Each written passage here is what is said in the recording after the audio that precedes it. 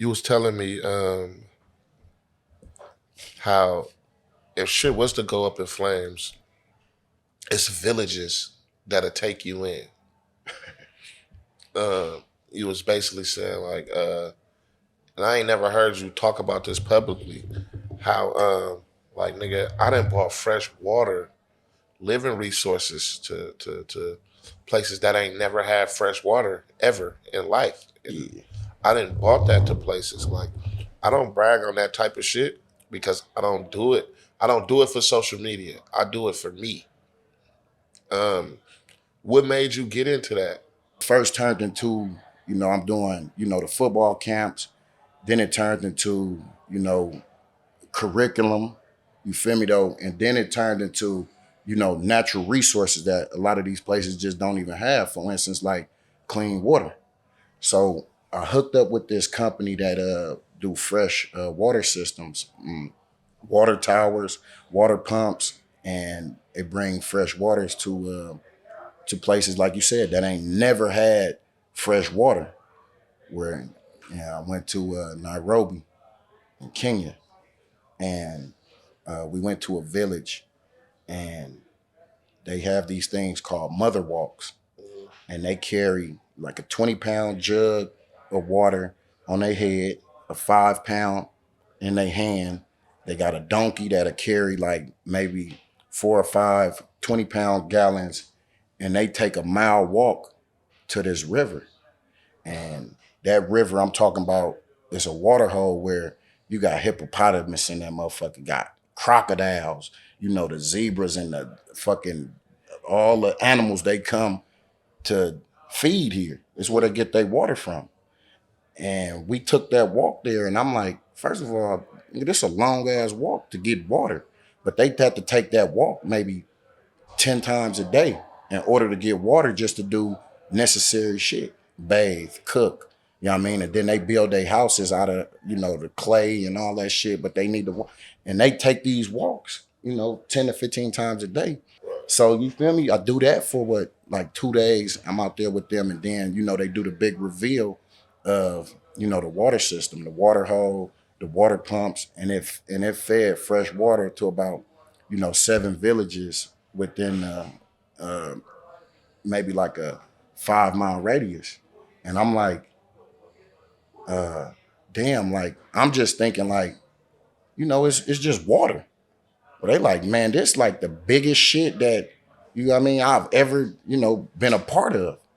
And while I was out there, when I got out there and I did that, it was around the time that it was the Olympics, and the Kenyan he had won like I don't know if it was the 800 or the 1600, but his name was Kid Rock. So they got at me like, we gonna name you Kid Rock. And I'm thinking it's because, he just won the gold in the Olympics and shit. But it was because that means like rain man, like rain god. And it was more so like you brought us fresh water, so we gonna call you Kid Rock. And I'm like, oh, okay, cool, that's solid. And they like, oh, you know what? They gave me a goat, all kind of shit, like to show their appreciation for it. And I mean, for me, it was so goddamn big. But at the end of the day, like, it ain't so much more about, oh, I'm doing shit and I don't say nothing because I don't want nobody to know what I'm doing. But it was more about me, like I said, being in that moment. And me being in that moment at that time, like, I did this maybe like, damn, close to like 6 or 7 years ago. Damn. And they still have that I say, fresh do you still water check in. on it Yeah, today? they still have that fresh water in. Wow. That shit is something that's gonna last them, a lifetime. Where they was taking this walk, what I mean? I mean, to them it's just every day, it's normal. It's like a corner store walk for them. But shit, in our jungle, a corner store walk, all type of shit can happen. Right. But nigga, for theirs, they got wild everything running around here. Never know. Nigga might run across a line or something. And they had the Maasai warriors was who protect, the villages and shit.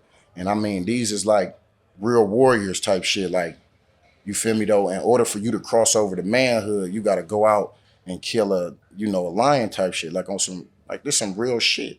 And man, shout out Shaka Zulu, man, because you know, he went out there with me when we did this shit. And I mean, you know, he really smart ass dude, and he's cultured in that way.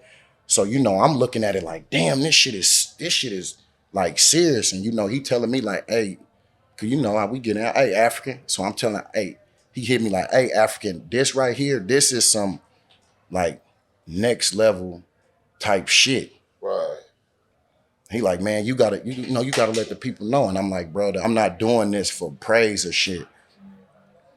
I'm not even doing it for me, because at this time I'm looking at, you know, the smile on these kids' faces, like splashing fresh water on their face, like the smiles and the, you feel me, the joy that it brought them, like, and I'm just looking at that shit like, damn, this shit is serious, like, to the fact where we, you know, we do our camps and our giveaways and shit, and then you got people who upset because they couldn't get more, or we giving away Nikes, and motherfucker mad because they didn't get Jordans and shit, like, and I'm thinking to myself like, damn, I'm watching these kids play soccer with a fucking water bottle or something though, you feel me?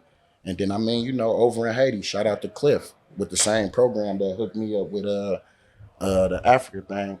We go over to Haiti and uh we build schools out there, you feel me though? We build housing out there, like shit that really means shit to them. And then you know, out in West Elm and in London, you know, we got a foundation, our Found First Family Foundation. We partnered with a school out there where they took in our curriculum, and they teaching that curriculum to, you know, kids out there in London. And the young lady that we was working with out there hooked up with some people over in Brazil, and she sent that same curriculum out there to the people in Brazil when they learn a family first curriculum as well. And it's like, damn, this shit is saucy. But then, you know, just doing the camps, and now it's getting into financial literacy. You feel me though? We got architect camps. You feel me though? We got, you know, studios and all kind of shit that we set up, you know, for the kids here at home. But now we spreading that shit, you know, across the world. Like, you feel me? I done been to fucking El Salvador hosting family first football camps. Like, and then the thing is, it's not even just me. And now I'm bringing my family with me. So when we go over there and they, oh, you know, thank you. All of these are, you know, all of y'all are NFL players. Like, no, maybe two or three of us, but you know what I mean? No, this my cousin. Oh no, this is my brother. Like we family. Like, you feel me though? And they, oh, you brought your family out here. Like, Right. oh, this is like Some real shit. real shit though. You feel what I'm saying?